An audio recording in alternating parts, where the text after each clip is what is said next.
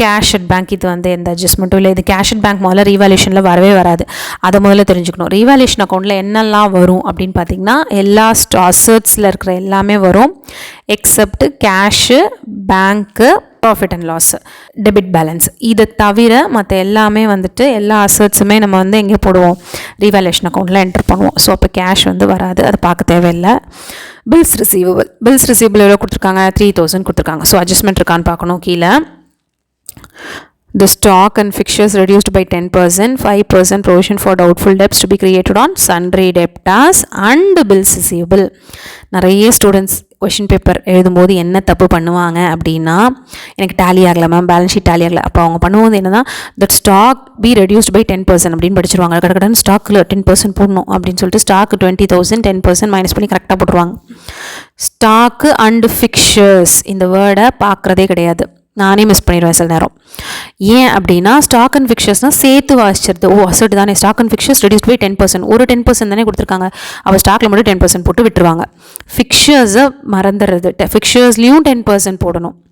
Stock and fixtures அப்படின்னா ஸ்டாக்லேயும் 10% reduce பண்ணணும், ஃபிக்சர்ஸ்லேயும் 10% reduce பண்ணணும். ஃபிக்சர்ஸ் பேலன்ஸ் ஷீட்டில் கொடுத்துருக்காங்க இல்லையா, ஸோ அப்போ அதனால் அதையும் நம்ம வந்து பார்க்கணும்.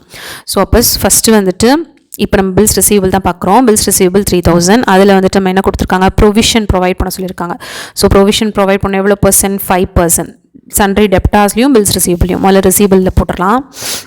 ப்ரொவிஷன் அப்படின்னா என்ன அர்த்தம், ப்ரொவிஷனாக நம்ம வந்து முன்னாடியே வந்துட்டு பேட் டெப்ட்ஸ் வரும் அப்படின்னு சொல்லிட்டு நம்மளா ப்ரொவிஷன் க்ரியேட் பண்ணுறோம். அப்போனா என்ன அர்த்தம், அசட்டோட மதிப்பு கம்மியாகுது. பேட் டெப்ட்ஸ் அப்படின்னாலே நமக்கு என்ன தான், எக்ஸ்பென்சஸ் இல்லை லாஸ் தான். பேட் டெப்ட்ஸ்னாலே லாஸஸ் தான். ஸோ அப்போ அசட்டோட வேல்யூ டிக்ரீஸ் ஆகுது.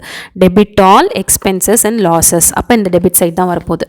அப்போ என்ட்ரி எப்படி போடுவோன்னா, to provision for bills receivable 3000ல் 5%, 5/100. ஸோ 3000ல் 5% போட்டாங்க அப்படின்னா 150. ஸோ எவ்வளோ ப்ரொவிஷன் க்ரியேட் பண்ணுறாங்களோ அந்த அமௌண்ட், பர்டிகுலர் அமௌண்ட் மட்டும்தான் இங்கே என்ட்ரு ஆகும். நெக்ஸ்ட் வந்து debtors, to provision for debtors கொடுத்துருந்தாங்க இல்லையா, to provision for sundry debtors. So sundry debtors வந்து 16,000, அதில் 5%. ஸோ 5/100. 16,000ல் 5% போட்டாங்க அப்படின்னா 800 வரும். 5% provision for doubtful debts to be created on sundry debtors and bills receivable. ரெண்டுலேயுமே 5% போட்டு ப்ரொவிஷன் க்ரியேட் பண்ணி பணத்தை எடுத்து வச்சிட்டோம் ஒரு ஓரமாக. அது ரெடியூஸ் ஆகுது. எவ்வளோ ரெடியூஸ் ஆகுது, 150 ரூபா, 800 ரூபா. எவ்வளோ ரெடியூஸ் ஆகுதோ அதை மட்டும் எக்ஸ்பென்சஸ் சைடு, அதாவது டெபிட் சைடு ரீவேல்யூஷன் அக்கௌண்ட்டில் என்ட்ரி பண்ணிட்டோம்.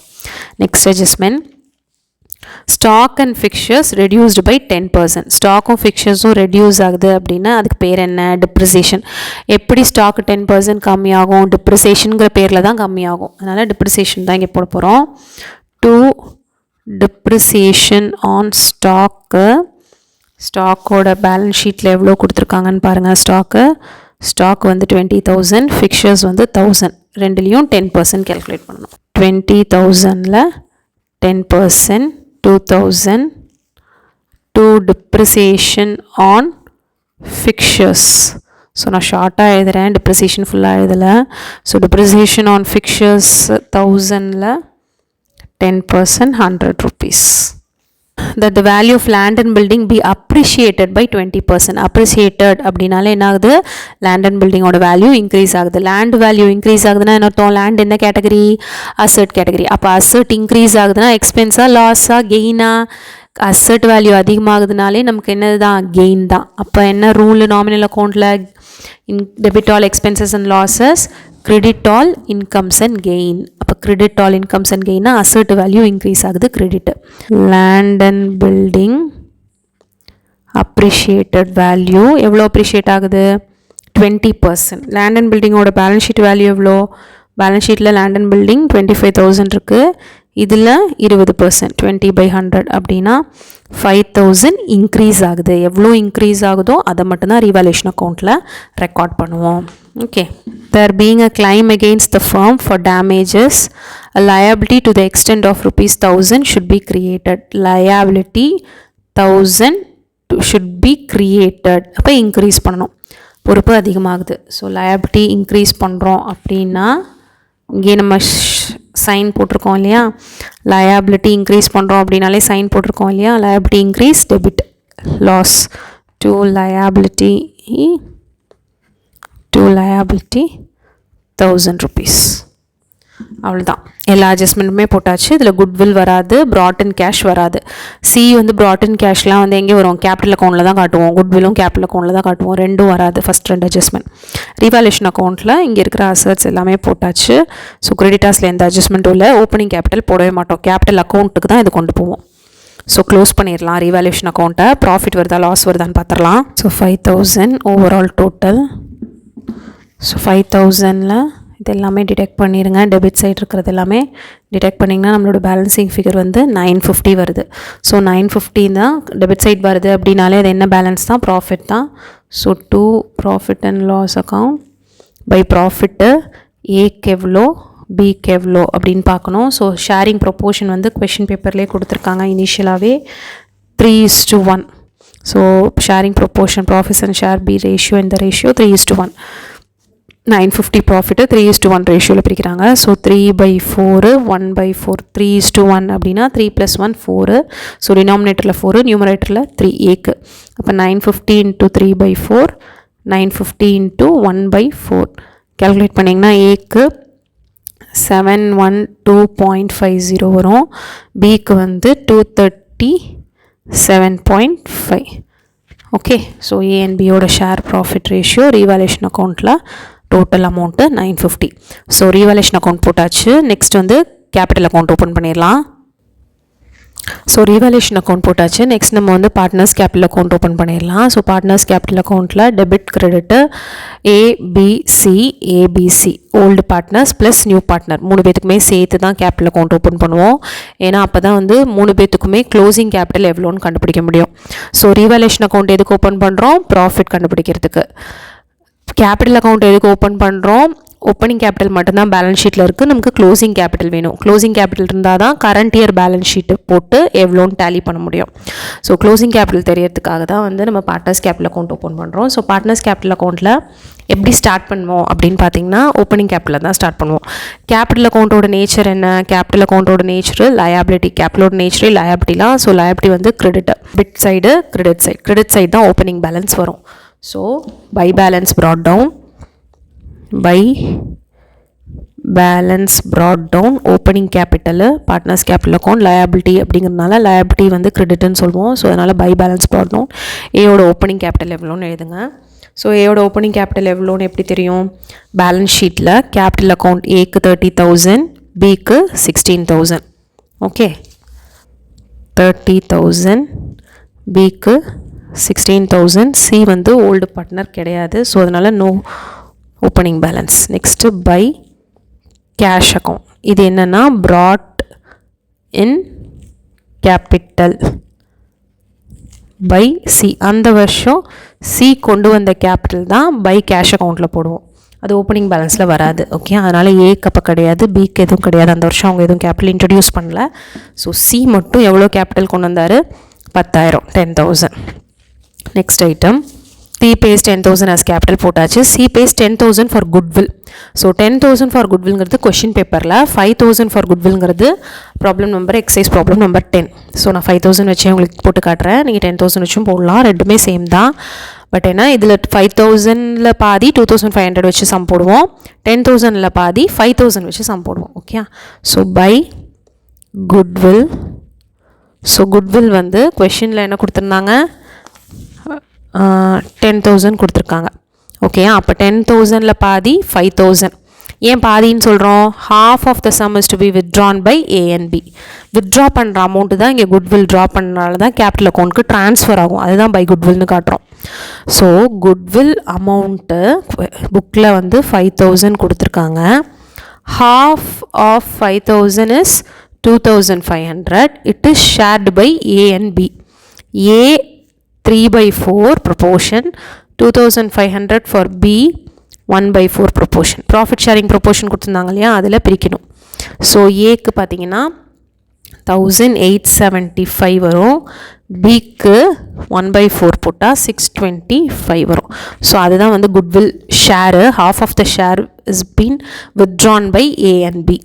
ஸோ ஏக்கு 1875, பிக்கு 625. இது எல்லாமே ஒர்க்கிங்ஸ் தான். இங்கே வந்து பை குட்வில் மட்டும் போட்டால் போதும், சிக்கு கிடையாது. ஓகேயா. Profit and loss account, revaluation profit இல்லையா, ரீவேல்யூவேஷன் ப்ராஃபிட்டு ஏக்கு எவ்வளோ ப்ராஃபிட்டு நம்ம ரீவேல்யூஷன் அக்கௌண்ட்டில் கேல்குலேட் பண்ணி வச்சுருந்தோம், 712.5, பிக்கு 237.5, சிக்கு ப்ராஃபிட் கிடையாது நியூ பார்ட்னர்னால். ஸோ க்ளோஸ் பண்ணிடலாம். பிக்கு ஜஸ்ட்டு 10,000 மட்டும்தான், பிக்கு 16 + 600 + 200, ஸோ 16,862.5. ஏக்கு 32,587.5. இந்த side debit side, so debit side எந்த ஐட்டமுமே இல்லை. அதனால் இங்கே என்ன க்ளோசிங் பேலன்ஸோ அப்படியே இங்கே வந்து ப்ராட் டவுன் பண்ணிடுவோம். இங்கே என்ன க்ளோசிங் பேலன்ஸோ அதை அப்படியே இங்கே கேரி ஃபார்வர்ட் பண்ணிடுவோம். ஸோ ஏக்கு 32,587.5, பிக்கு 16,862.5, சிக்கு வந்து 10,000. ஸோ அப்போ இதுதான் வந்து என்னவாக இருக்கும், அவங்களோட க்ளோசிங் கேபிட்டலாக இருக்கும்.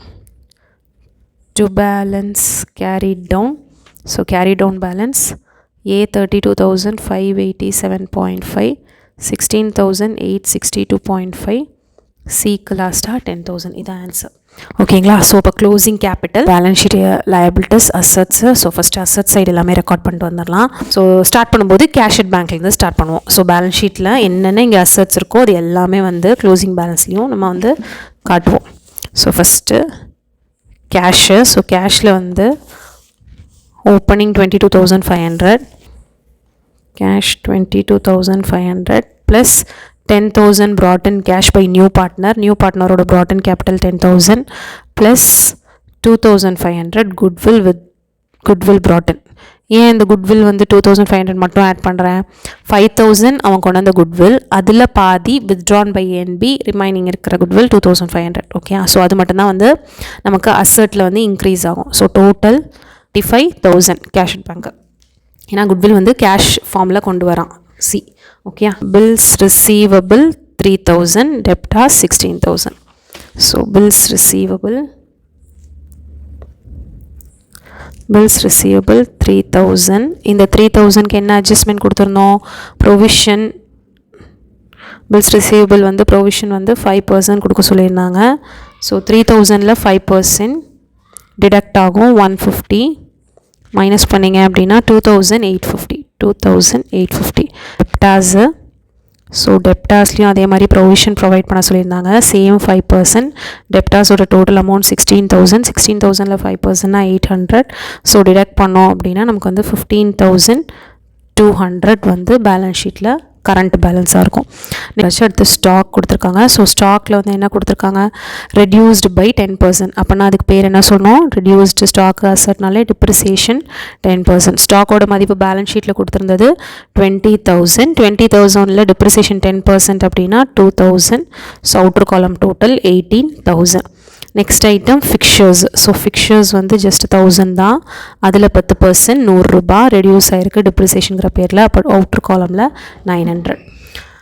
ஸோ எல்லாமே போட்டாச்சுன்னு நினைக்கிறேன். நான் லேண்ட் அண்ட் பில்டிங் வந்து அப்ரிஷியேட் ஆகிருக்குன்னா இன்க்ரீஸ் ஆகிருக்குன்னு அர்த்தம். ஸோ இப்போ land and building already balance ஷீட்டில் இருந்த அமௌண்ட்டு 25,000, அப்ரிஷியேட்டட் அப்படின்னா increased land value 5,000. So total amount 30,000. So எல்லாமே போட்டாச்சு. அசட் சைடு எதுவும் மிஸ் பண்ணல. So 35,000 plus 2,800, 850 plus 15,200 plus 18,000 plus 900 plus 30,000. Overall total balance 1,01,950. So asset side எல்லாமே போட்டாச்சு. அடுத்து லைபிலிட்டி சைட் டேலி பண்ணிடலாம். ஸோ கேபிட்டல், ஓப்பனிங் கேபிட்டல் வந்து லைபிலிட்டி சைட்டோட க்ளோசிங் கேபிட்டல் எவ்வளோன்னு பார்த்துடலாம். ABC already partners capital account போட்டிருக்கோம் இல்லையா, அதோட க்ளோசிங் கேபிட்டல் தான் இங்கே வரும். ஸோ ஏக்கு 32, பிக்கு வந்து 16,862, சிக்கு வந்து 10,000. A 32,587.5, பிக்கு 16,862.5, சிக்கு brought closing capital 10,000. So overall total 59,450. Creditors. So creditors வந்து கொஷினில் கொடுத்துருந்தாங்க. கிரெடிட்டாஸ் வந்து 41,000 500 பேலன்ஸ் ஷீட்டில் இருந்தது. இதோட லயபிலிட்டி வந்து இன்க்ரீஸ் ஆகுதுன்னு சொல்லி அட்ஜஸ்ட்மெண்ட்டில் கொடுத்துருந்தாங்க. To be created liability 1000 rupees. So 42,500. So bills payable, outstanding expenses மற்ற எதுவுமே இல்லை ஐட்டம்ஸு. ஸோ இதோட க்ளோஸ் பண்ணிடலாம். 1,01,950. Okay, so balance sheet tally ஆகிடுச்சு. ஸோ பார்ட்னர்ஷிப் அட்மிஷன் சம்மில் என்னெல்லாம் கண்டுபிடிக்கணும்? First revaluation account. ரீவேல்யூவேஷன் அக்கௌண்ட்டோட ஆன்சரு ப்ராஃபிட்டு. அப்புறம் பார்ட்னர்ஸ் கேபிட்டல் அக்கௌண்ட் எதுக்கு கேல்குலேட் பண்ணுறோம்? க்ளோசிங் பேலன்ஸ் தெரியறதுக்காக ஏபிசியோட அந்த க்ளோசிங் பேலன்ஸை வச்சு நம்ம பேலன்ஸ் ஷீட் போட்டோம் அப்படின்னா பேலன்ஸ் ஷீட்டை டேலி பண்ணிடலாம். ஹோப் இந்த சம் உங்களுக்கு புரிஞ்சிருக்கும்னு நினைக்கிறேன். ஸோ டபுள் தமாக்கா மாதிரி எக்ஸசைஸ் ப்ராப்ளம் 10 சால்வ் பண்ணியாச்சு. நம்ம கொஷின் பேப்பர் சம் இந்த வருஷத்தோட கரண்ட் இயர் 2023 10 மார்க் ப்ராப்ளமும் சால்வ் பண்ணியாச்சு. தேங்க்யூ ஃபார் வாட்சிங்.